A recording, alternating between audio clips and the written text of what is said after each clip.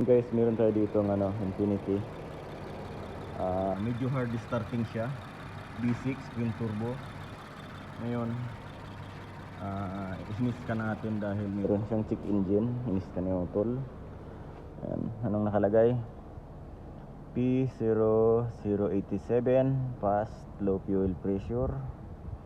Tapos itong P00B3 radiator coolant temperature sensor. Ayan. Yung delay ang pag-start. Yan guys. Mahina daw ang pressure ng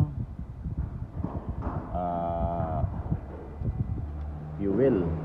Ayan, may check engine siya. Pero wala siyang palya. Titingnan natin guys ang fuel pump.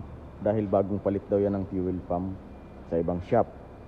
Ngayon, titingnan natin yun at baka may leak yung pagkakakabit nila. Dahil baka fuel pump lang ang pinalitan, hindi nila pinalitan ng buo. Tapos kapag ayos ang pressure doon, dito tayo guys. Yung kanyang high pressure pump ang pupuntahan natin. Nasa na ang high pressure pump niyan? Nasa ilalim siguro. Kasi nandito yung mga ano niya. Ito.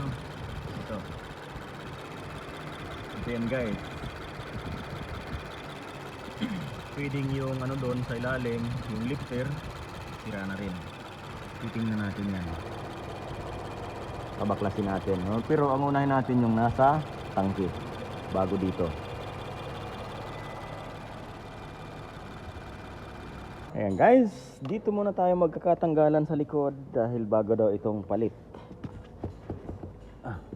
Ano to? Yung may lock ba ito or wala? Ayun, may lock nga. Ayan, hilahin nyo yan para maangat. Aba, yan na. Yun. Ayan, may lock siya guys. Bagong bago pa guys. Bagong bago pa. Pinalitan ng fuel pump at bagong rebuild ang makina nito sa ibang shop. Tapos nung nagka-problema, dinala sa atin. Ito yung masaklap. Yan guys, tingnan natin. Hindi ito. Hindi ito ang fuel pump nya. Ito yung anong tawag dito? Ito yung floater gauge dito sa kabila. Tapos nandun pala ang fuel pump. Doon tayo guys. Tingnan natin. Dito tayo. Dahil nandito ang normal fuel pump nya or low pressure pump. Yan. Close. Tanggal na natin yung 4 na bolts. At ayan, nandito nga guys. So tanggalin natin ito. Hindi naman bago ang fuel pump luma naman. Baka yung sa loob lang, yung machine ang pinalitan. Tapos ito yung tornilyo iba na. Kabago-bago, ganyan ang mga nangyayari. Pinapalitan na lang ng tornilyo. Ewan bakit nagkakaganyan sila.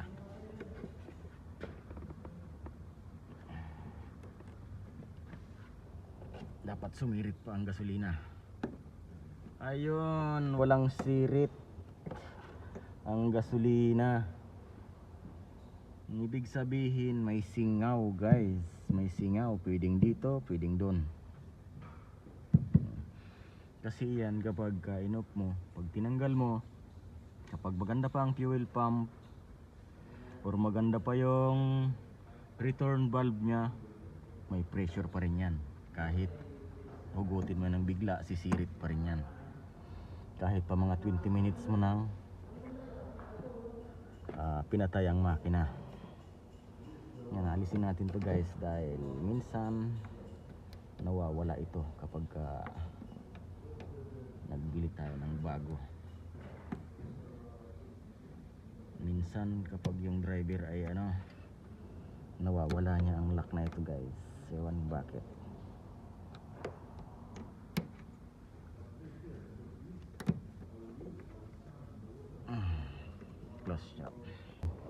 Tinatanggal ito palagi dyan guys dahil minsan nawawala yan. Kailangan natin yung ibalik dito sa original na kinalalagyan. Ayan. Para hindi siya mawala. Charab, open the all bolts.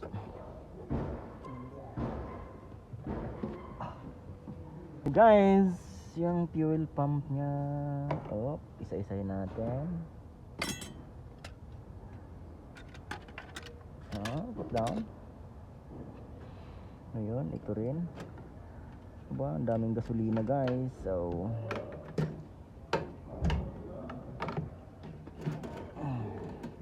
hold it, Sarab, hold it. Ayan, puro sayad. Ayan, matigas-tigas. Sayad nga rin. Lilap, Sarab. Wait, Sarab, wait.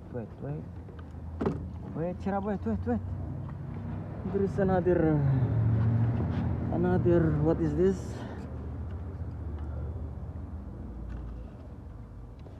Teka lang, patayin muna natin ang camera. Guys, natanggal na natin. Ito, papunta to dun sa kabila. Sa kabilang pisngi ng tangke. Mayroon siyang ganyan dahil kapag wala ito, dito may gasolina pa. Doon sa kabila, dito wala nang gasolina pala. Doon sa kabila, mayroon pa. Yan. Kaya nilagyan nila ng ganyan guys. Okay. Ito na yun. Yung fuel pump. Guys, ito na yung fuel pump. Abaklasin natin kung pinalitan nga ba talaga ito o hindi. Kapag nauubusan guys ng gasolina, yung halimbawa ito walang pundo, pwedeng ito ay singaw na. Yan. Yung return valve na yan.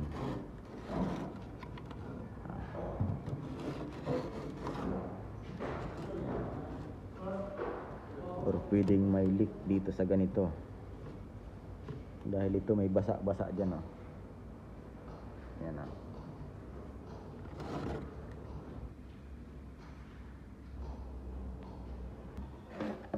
Titingnan natin. Chichikapin lang natin to. Kasi bago itong gawa.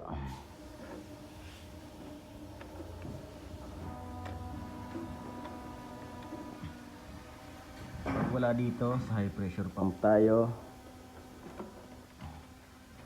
Pag wala sa high pressure pump, sa injector tayo. Yan. Baka may leak ng injectors.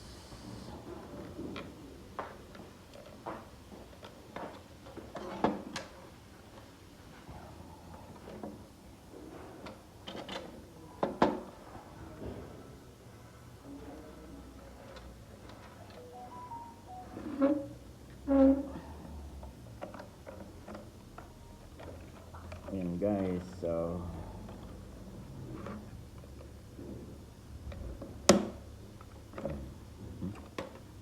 tanggalin muna natin ito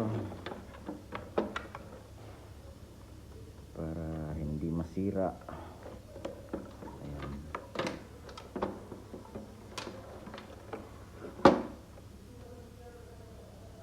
Tapos ito rin.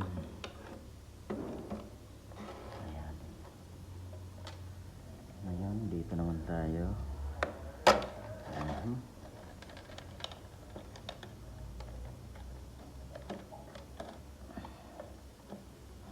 Ayan guys, so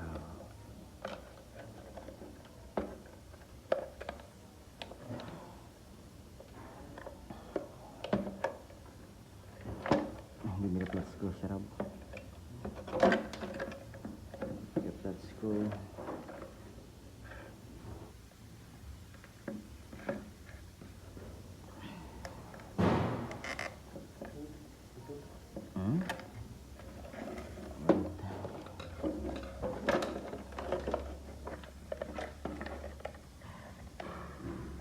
Matigas.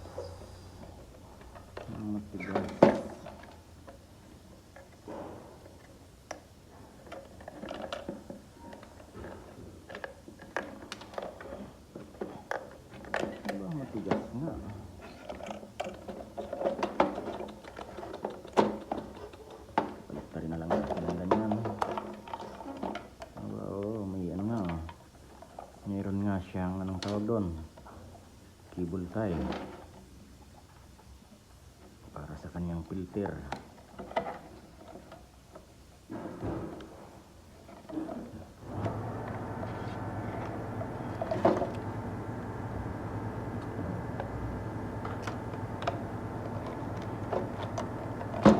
Cable tie na guys ang filter, oh. Hindi naman bago ang fuel pump, oh.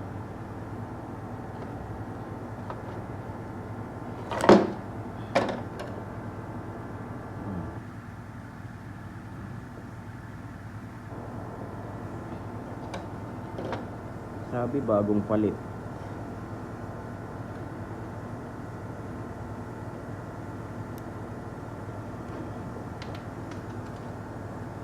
Hindi ito bago. Ayan, oh. Ayan guys, meron din yang ano dito, kapag overpressure sumisirit din yan dito, yan sa butas na yan. Yan, isa na nating suspect ito, fuel pump.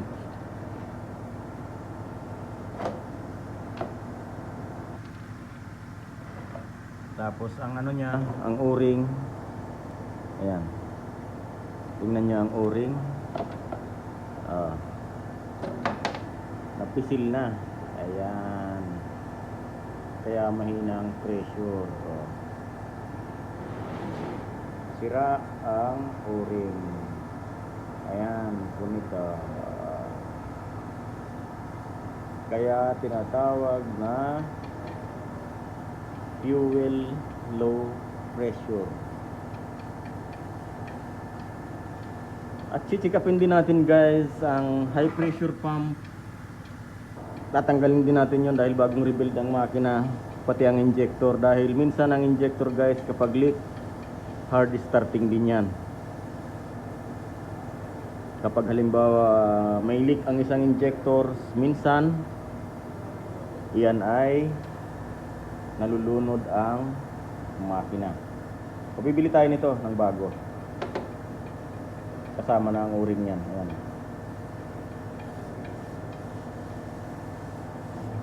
Ngayon guys, tinawagan ko yung may-ari, pinakita ko yung kanyang fuel pump na hindi naman pinilitan yun ng bago.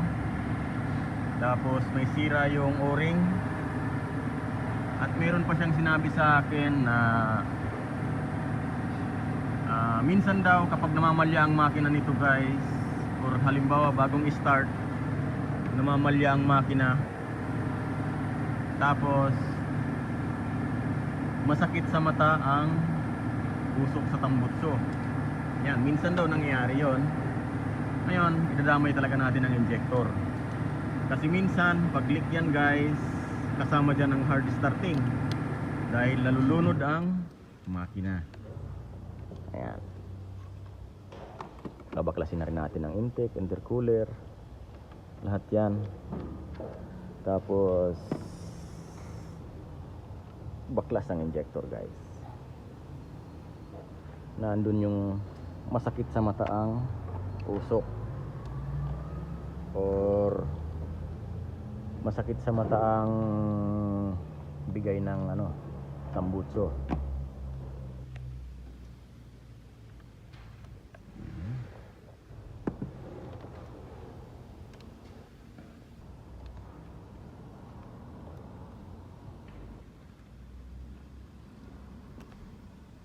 Yan, tatanggalin na natin ang kabilang intercooler. Ayan. Alam nyo bang sa ganitong mga sasakyan ay papalit ka lang ng spark plug, tatanggal ka ng intercooler. Ayan, o. Pangit ng ganitong makina, no? Dito sa kabila, ganun din yan. Ayan. Close it. Sarap. Yan. Tatanggalin rin natin ang bangto na intercooler. May nakasabit pa. Hindi tinanggal ni Mr. Sharang. Ayan. Okay.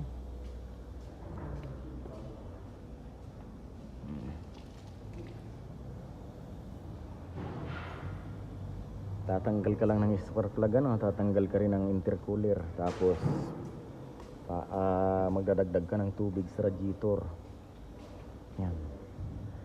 Ngayon, intake naman tayo.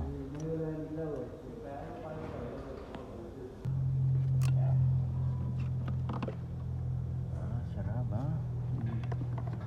Be careful, baba. No problem. What? No problem, baba. Open the pipeline here.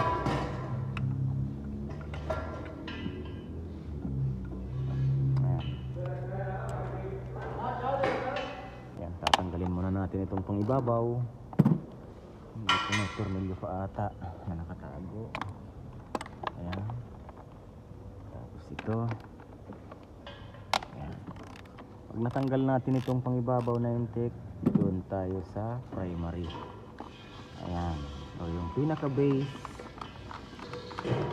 ng intake. Ayan, tatanggal ka na lang ng intake. Ang dami pang asungot ng mga nakatago. Ayan. Ito yung sa PCB valve. Ay hindi. Ito pala yung sa vacuum. Ito yung kanyang intake. Ayan. Ito yung kanyang intake, guys. Kasama ang dalawang throttle. Secondary intake lang to. Yung primary nandun sa ilalim. Tanggalin pa natin yun. Ngayon ito naman tatanggalin natin, guys. Ayan, may mga ano pa eh. May mga grasa pang nilagay, oh.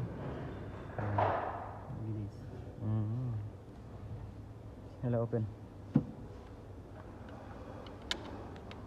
Yan. Ito may pangloob na tornilyo. Ayan, pangloob yan. Pero nilagay sa labas. Ayan.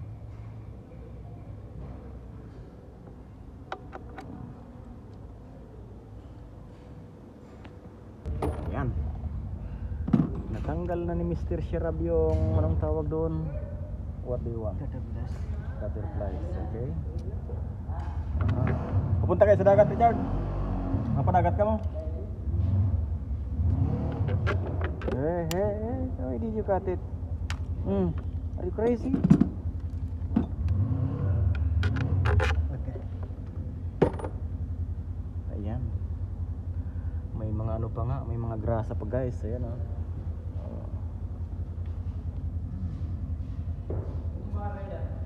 Clean this one, Sherab, and put tape.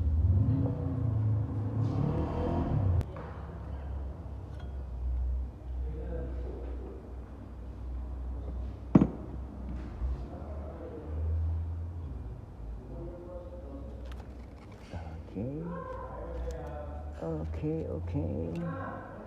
Ito rin yung kanyang high pressure pump. At ito nga pala, guys, yung linya ng inlet fuel patungo dyan sa kanyang high pressure pump. Ito yung pressure control. Yan, pressure control valve. Tapos pagdating dito, guys, ito naman ang nagbibigay ng signal sa ECU ng fuel pressure. Ito yung nasa dulo na yan ng tinatawag na, nakalimutan ko ng pangalan yan. Yan.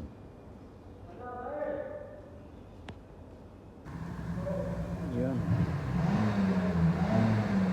Aba, mainit pa ang makina. Mainit pa nga ang makina, guys. So, kumukulo-kulo pa sa loob.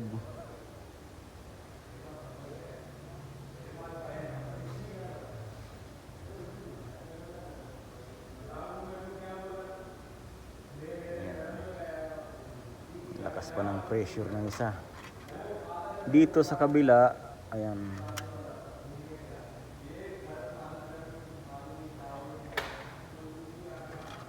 Mainit pa ang makina, guys.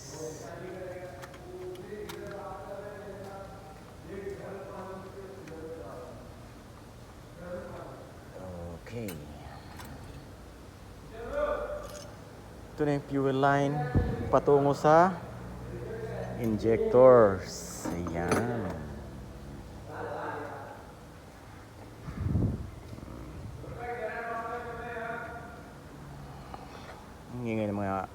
kasama ko. Parang nasa palengke. Ayan guys, nang tinanggal ko yung fuel line patungo ng injector, nakikita nyo? Ayan o, napakadumi. Or kinalawang na siya. Nag-moist din yata yung gasolina, kaya nagkaganyan. Titingnan mo natin lahat-lahat yan. Tatanggalin din natin dito para malinisan ang inlet fuel line. Ayan na guys, ito muna. Uhugutin muna natin ang high pressure pump.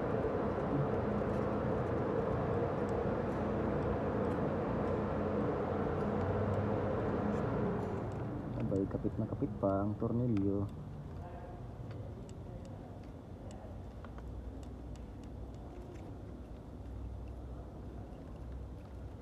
Hirap naman itong lumabas.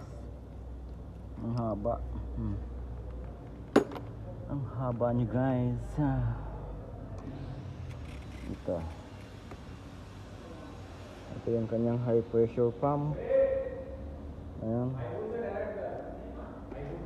Tapos ito yung tinatawag na lifter.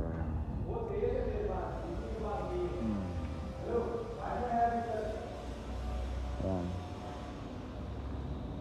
Ayos pa naman ang kanyang lifter guys. Ayan. Hindi pa siya masyadong gastado.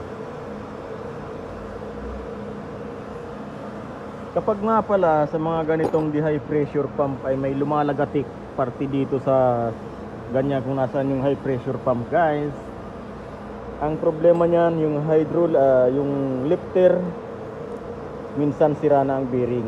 Ito yung roller bearing niya. Kung lumalagatak lang naman. Ayan. Ayun, sa injector na tayo guys. Ayan. Okay guys, tinatanggal na natin ang injectors.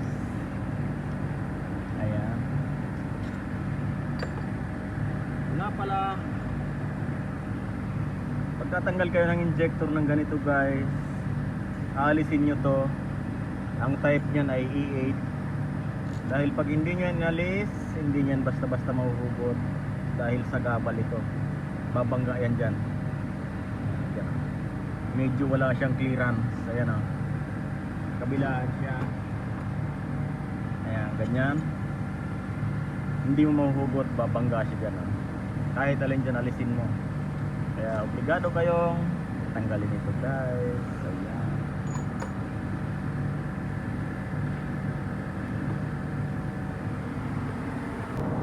Ayan guys.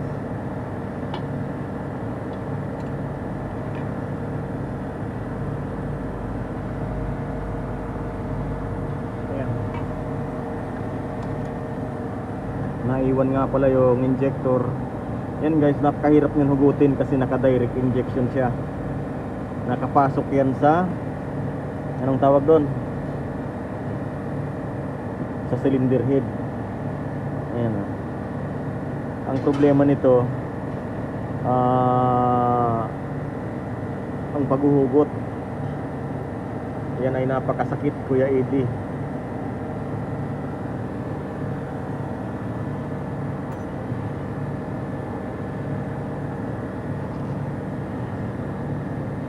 Ay.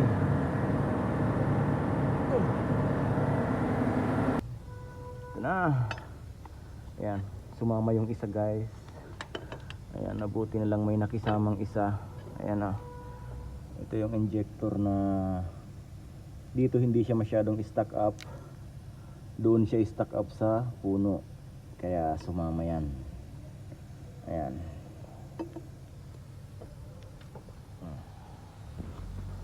Ayan guys, ito yung kanyang rail pressure. Ito yung nagbibigay ng signal na low pressure ang fuel. Ito yun. Ayan. Pag may special tools kayo guys sa pagtatanggal nito, mayroon yan dyan na pangkawit dyan, ayan dito sa guide na yan. Susunod lang yan ng ganyan, tapos titik-tikin mo pataas. Ayan. Ang problema sa atin, wala tayong ganun, kaya diskartihan ng pagpapalabas nito.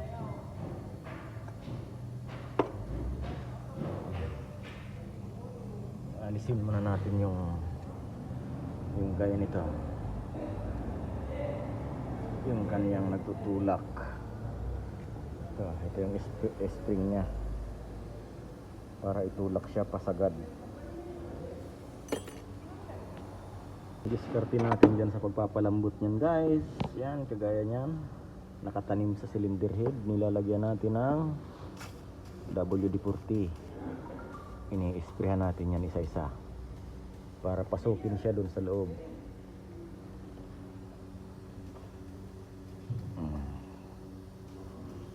Yan, ganyan natin yan, guys. Pinalalambot, pinapaliguan natin ng WD-40, tapos igaganon-ganon natin, parang binubunot na ngipin. Ginaganito lang yan natin, guys. Kapag nag WD-40 tayo dyan sa loob, ginagamitan natin ng lungnos na pabaloktot, parang ngipin. Ginaganon-ganon lang yan, dahan-dahan. Yan, tinatagtag muna natin yan ng kaunti para pumasok sa loob yung WD-40. Ayan. Guys, at dahil natagtag na natin ng kaunti, ganito naman ang paghuhugot natin. Ayan, nalubot na ang ating camera. Papasok natin yan dyan ng ganyan dito. Hold the camera siya. Ganito, guys. Ayan, tapos pupukpukin natin dito sa wire. Ganito siya, guys. So, tingnan nyo. Pasok natin yan ng ganyan, dahan-dahan. Tapos gagamitan natin ng hammer. Ito, guys. Ayan na.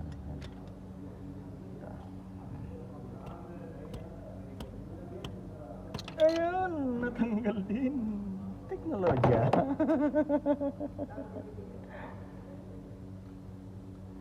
Sarap teknolohiya. Ayan, guys, stuck up yan dyan, kaya mahirap hugutin. Charge na natin ang ating camera. Guys, dahil sa pagtsatsaga nating paghuhugot ng ganitong injectors, ay ayan, bulok na nga. Ayan, sir, no problem, sir, just leave it there. Later you can get it, but don't block the driveway. You not block the driveway? Check it out. Wait, sir, I will see. Yan na, huli na lang ito, guys. Huli na, naghuhuli-huli na. Now where's the hammer? We'll take the hammer.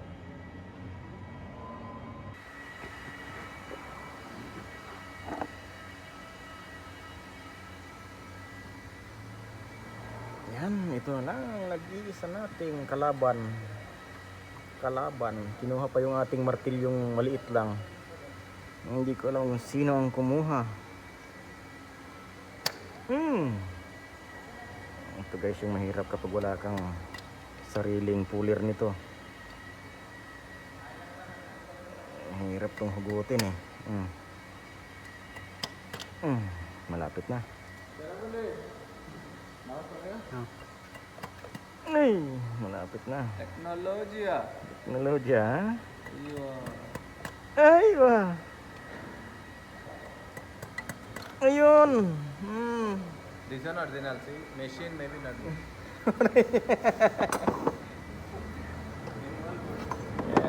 Ayan na, guys, nahugot din natin. Yan, hanggang dito muna ang ating part 1 videos ng sasakyan na ito, guys. Maraming salamat sa panonood. Bye bye.